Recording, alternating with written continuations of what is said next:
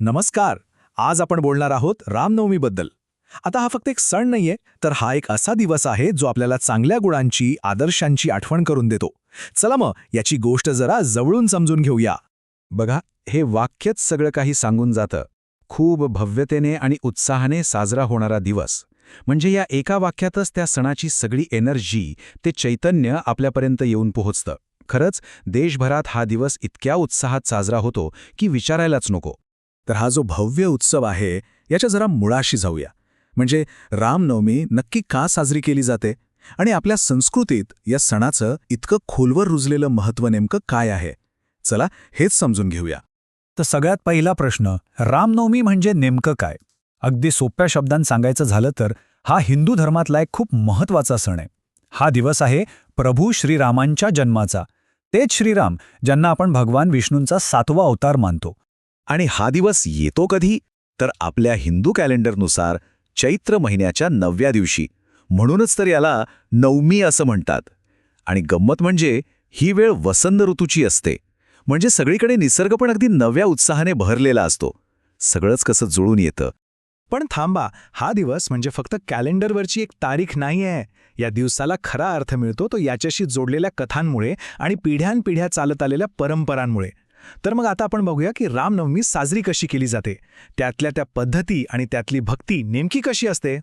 या दिवशी श्रद्धा व्यक्त करण्याचे अनेक मार्ग आहेत. काही लोक पवित्र ग्रंथ रामायण वाचतात, तर काही जण रामरक्षा स्तोत्राचं पठण करतात. मग कीर्तनं होतात, भजनं होतात आणि या सगळ्यामुळे वातावरण अक्षरशः भक्तिमय होऊन जातं. मंदिरांमध्ये तर विचारूच नका, विशेष पूजा अर्चा असते. आणि हो, बऱ्याच ठिकाणी तर श्रीरामांच्या जन्माचा सोहळा नाटकाच्या रूपात पुन्हा सादर केला जातो. किती सुंदर कल्पना आहे ही.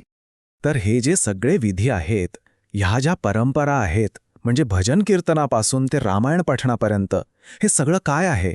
तर ही भक्ती व्यक्त करण्याची वेगवेगळी रूपं आहेत.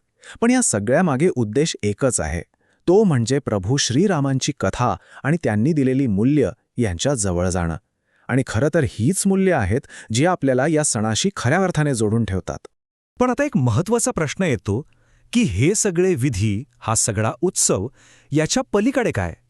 म्हणजे हा दिवस आपल्याला नक्की काय शिकवतो? असे कोणते सद्गुण आहेत जे आपण या दिवशी साजरे करतो? आणि याचं उत्तर मिळतं ते थेट श्रीरामांच्या शिकवणीतून. खरं तर ही एक आदर्श जीवनाची जणू गुरुकिल्लीच आहे. बघा, पहिलं म्हणजे सत्य आणि धर्माच्या मार्गावरून चालणं.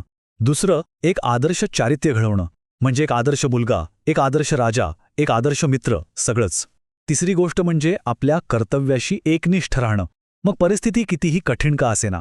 आणि आजच्या धावपळीच्या जगात हे किती महत्त्वाचे आहे नाही का? चौथी शिकवण आहे संकटातही संयम आणि शांती टिकून ठेवणं. आणि पाचवं, सगळ्यांची न्याय आणि प्रामाणिकपणे वागणं. म्हणजे बघा, श्रीरामांच्या एका आयुष्यातून मिळालेले हे धडे फक्त काही पौराणिक कथा नाहीत, नाही, अजिबात नाही. ते खरं तर एका आदर्श आयुष्याचा मार्ग दाखवतात.